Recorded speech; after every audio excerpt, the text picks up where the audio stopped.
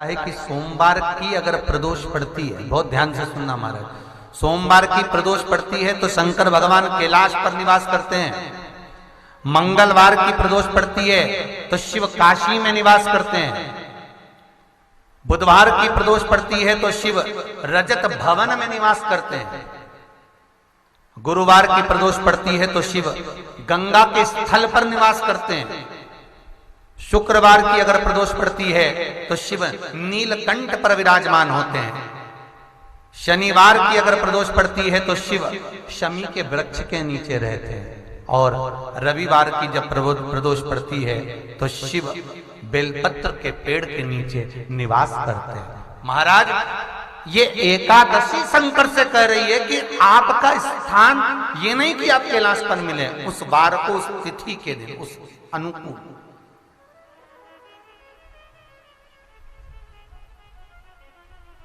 हमारे यहां कहते हैं सोमवार की जो प्रदोष पड़ती है वो इच्छा पूर्ति करती है। मंगलवार की प्रदोष रोग से मुक्ति देती है।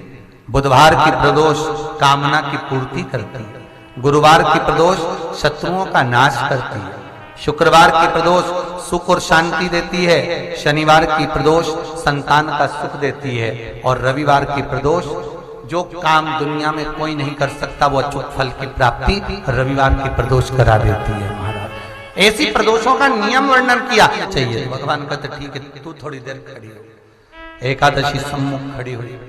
पार्वती जी ने जिस अंगुष्ठ का जल पीने के लिए लिया था हाथ में, बस पीने ही वाली थी, शंकर भगवान ने वही हाथ में जल लेकर एकादशी के हाथ में उसको देकर कहा, ले, ये मेरे द्वारा निर्मित एक व्रत है जिसे त्रयोदशी के दिन तूने मांगा है, मैं तुझे देता हूं। आज इस व्रत का फल मैं तुझे प्रदान करता हूं। अब तू जिस जीवात्मा को लेकर जाएगी उसका पाप प्रबल नहीं होगा। किसी स्त्री, पुरुष, बालक, बुजुर्ग जो भी होगा जिसने प्रदोष का व्रत करा होगा, वो जीवात्मा को तू किसी फल की कामना से नहीं, स्वतः ही लेकर चली जाएगी। उसमें कोई कामना नहीं है। बन सके जीवन में 11 प्रदोष या 26 प्रदोष करने के बाद आप उसका उद्यापन कर विराम भी दे सकते। पर जीवन में एक बार प्रदोष का व्रत मौका मिले, जिस कामना से, जिस दिन का भाव आपके मन में आए कि मुझे रोग से मुक्ति पाना है तो ये प्रदोष मुझे करना है, मैं रोग मुक्ति के लिए, हम जो भी आपके मन में आ रहा है, संतान प्राप्ति के लिए शनिचरी प्रदोष, आप उसका स्मरण करें। फिर लिखा शिव महापुराण में, बड़ा सुंदर लिखा वेदव्यास जी ने, मान लो आप प्रदोष का व्रत नहीं कर सकते,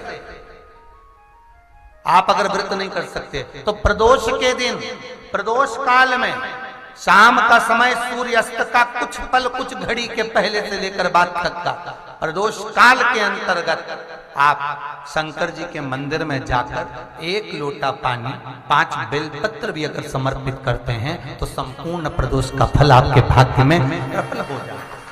शिव महापुराण में इस